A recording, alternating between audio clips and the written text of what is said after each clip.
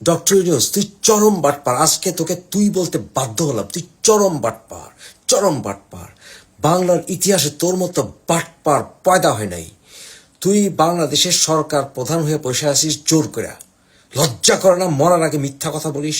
তোর verified page থেকে ট্রাম্পের বউর সঙ্গে যে ছবি দিছিস সেটা সম্পূর্ণ ফটোশপ করা। তোর লজ্জা করে না? পানামা প্রেসিডেন্টের ছবিকে ফটোশপ করে বসাই দিতে লজ্জা করে না?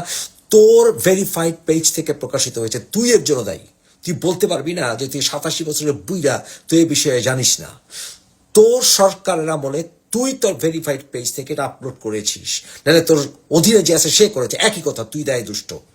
তুই যেমন ওই যে আক্তার, তারপরে তাসলিম, যারা, তারপরে ফখরুল ইসলাম আলমগীর, তারপরে ওই জামাতের নেতাদেরকে নিয়ে তুই জাতিসংঘের আইন ভঙ্গ কইরা, রুল ভঙ্গ কইরা তুই জেনারেল সেশনে বসাইছিস। এরা তুই খেসারত দিতে হবে, কারণ জাতিসংঘকে আমি চিঠি লিখছি, তোর খেসারত দিতে হবে।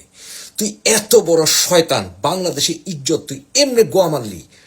তোর তো বিষ খেয়ে মরে যাওয়া উচিত।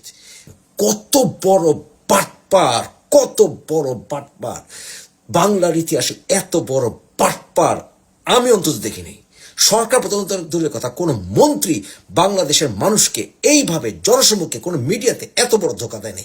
বাটপার! থুতুমারি তোর মুখে ইউনূস, থুতুমারি।